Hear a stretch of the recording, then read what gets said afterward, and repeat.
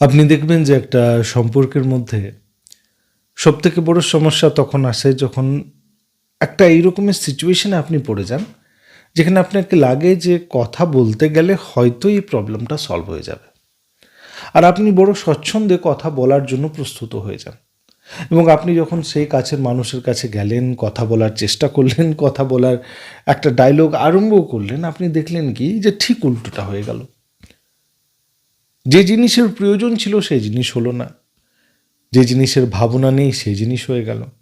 আমি গেছিলাম সলভ করতে, হয়ে গেল এরকমের সিচুয়েশন যে এবারে সব কিছু মিস অ্যান্ড ম্যাচ।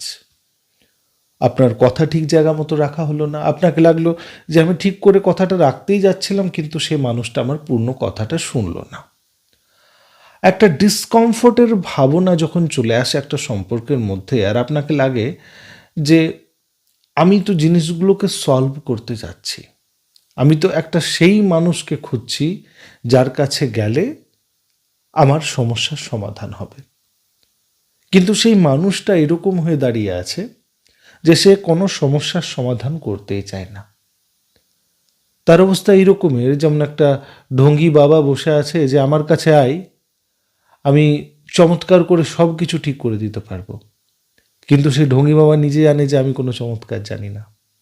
তো যখন সে চমৎকার জানে না, তখন সে কিছু না কিছু কারণে কিছু মিথ্যে কথা বলবে।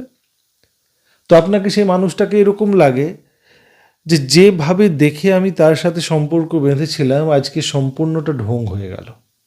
সে মানুষটার মধ্যে হাজার রকমের ভুল ভাবনা এবং হাজার রকমের ড্রব্যাকস আপনি দেখতে পান, হাজার রকমের প্রবলেম দেখতে পাবেন, হাজার রকমের কথার মধ্যে গ্যাপস দেখতে পাবেন, হাজার রকমের প্রবলেমের সিচুয়েশন ক্রিয়েট হতে দেখতে পারবেন যে আমি বলতে চাইছি এক, সে বুঝছে এক, সে করছে এক, এবং আমাদের হয়তো জীবনে কখনো মিলন ঘটবেই না।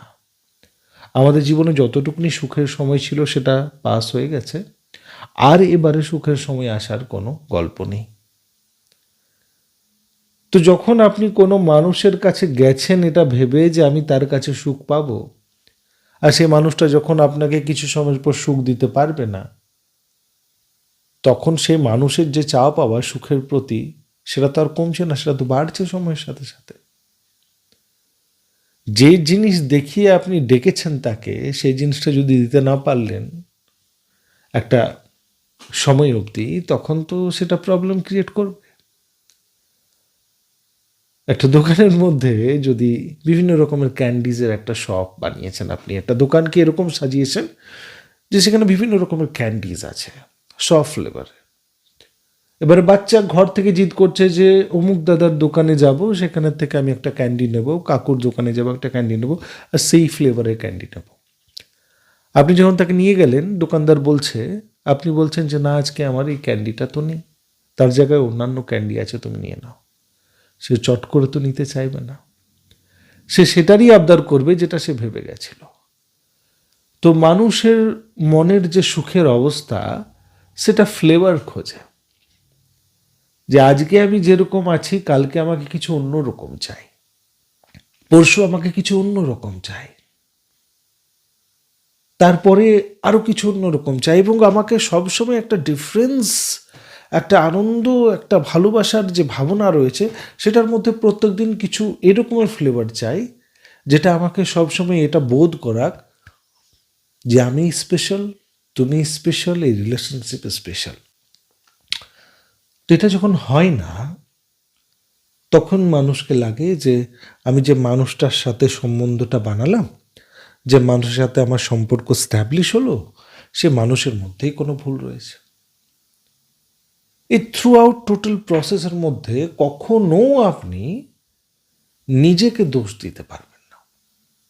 আপনাকে লাগবে যে প্রত্যেকটা জায়গাতে আপনি ঠিক ছিলেন এবং দুনিয়াতে সবাই খারাপ ছিল। যদি একটু এরকমের ভাবনা জন্ম নিয়েও নিল যে না, কিছুটা হয়তো আমি ভুল, চল মেনে নিই যে আমারও কিছু ভুল রয়েছে, কিন্তু সেটাও সম্পূর্ণ মন থেকে আপনি নিতে পারবেন না। আর একটা কথা বড় মনে রাখবেন, সম্পর্ককে মজবুত করার জন্য বড় জরুরি যে যদি কোনো সম্পর্কের ভাবনা, চিন্তা, ভালোবাসাটাকে আপনি মন থেকে না ধরতে পারছেন, যদি মন থেকে সেটাকে অনুভব না করতে পারছেন, তাহলে সেই জিনিসটা আপনার সম্পর্কের সাথে কখনো ম্যাচ খাবে না। মন দিয়ে যদি পুজো হয় তাহলে সেই পুজো পুজো। আর যদি কাজ করতে করতে কোনো কাজ করে বললেন যে হয়ে গেল পুজো, তো সেটা পুজো নয়। যে কোনো আরাধনা, যে কোনো ভালোবাসা, যে কোনো প্রেম এটাই খোঁজে যে তুমি ওটাতে কতটা নিজের মন দিয়েছ, টাইম দিয়েছ, সময় দিয়েছ। এসব জিনিস আপনার অন্য অন্য আলমারির অন্য অন্য খাঁজাতে বসে যাবে, সেগুলোর একটা ভ্যালু আছে, কিন্তু সেটা সম্পূর্ণ ভ্যালু হতে পারে না। সব থেকে বেশি ইম্পর্ট্যান্ট হচ্ছে আপনার মন। আপনি কতটা মন দিয়েছেন এটা দেখার থাকে। আশা করছি বোঝাতে পারলাম, এবং ভালো লাগলে অবশ্যই আশা করব যে এরকমই ভিডিও শোনার চেষ্টা করবেন, লাইক করবেন, যাতে আমি আপনারকে এইরকমই আরও ভিডিও এনে দিতে পারি। অনেক অনেক ধন্যবাদ আপনাদের বহুমূল্য সময় দেওয়ার জন্য।